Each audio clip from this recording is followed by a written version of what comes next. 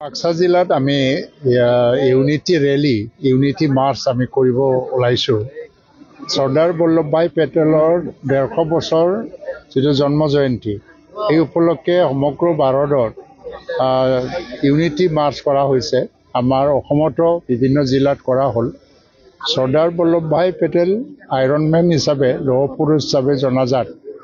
তেখেতে স্বাধীনতা আন্দোলনত মহাত্মা গান্ধী, সুভাষ চন্দ্ৰ বোস তেখেতসকলৰ লগত ইমান এটা বলিষ্ঠ নেতৃত্ব দি পেলাই স্বাধীনতা আন্দোলন কৰিছিল আৰু ভাৰতবৰ্ষক আজাদ কৰিছিলে, স্বাধীন কৰিছিলে।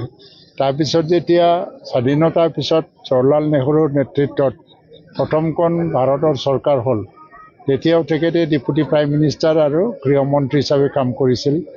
আটাইতকৈ ডাঙৰ কথা হ'ল যে এই এক ভাৰত শ্ৰেষ্ঠ ভাৰতৰ যিটো এটা শ্লোগান, যে ভাৰতবৰ্ষখন এক কৰি গ'ল তেওঁ।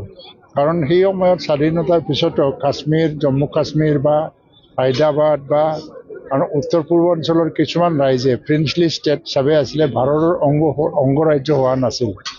তেতিয়া গৃহমন্ত্ৰী হিচাপে তেওঁ এটা দায়িত্ব লৈ পেলাই সকলো অঞ্চলত গৈ হায়দৰাবাদৰ লগতে হওক বা জম্মু কাশ্মীৰৰ লগতে হওক এটা এগ্ৰিমেণ্ট কৰি পেলাই ভাৰতৰ অংগৰাজ্য বনালে। বিভিন্ন ৰাজ্যৰ কাৰণে বিভিন্ন চৰ্ত আছিল আৰু সেইকাৰণে ভাৰত আজি একত্ৰিত ভাৰত। আৰু এই ভাৰতখনকে আকৌ মজবুত কৰিবৰ কাৰণে ভাৰতবাসীৰ মাজত এটা ঐক্যতা আকৌ সুদৃঢ় কৰিব লাগে আৰু সংকল্পবদ্ধভাৱে আমি আগবাঢ়ি যাব লাগে।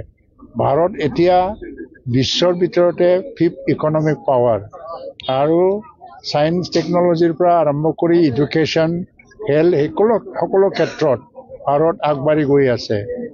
চৰ্দাৰ বল্লভভাই পেটেল নোহোৱা হ'লে আজিৰ এই এক ভাৰতৰ সপোনটো কোনোদিন পূৰণ নহ'লেহেঁতেন। তেখেতৰ ১৫০ বছৰীয়া জন্ম জয়ন্তী স্মৰণ কৰি আজি আমি বাক্সা জিলাতো তেখেতলৈ শ্ৰদ্ধাঞ্জলি দিয়াৰ নামত এই ইউনিটি ৰেলী বা ইউনিটি মাৰ্চটো আমি কৰিবলৈ গৈছোঁ।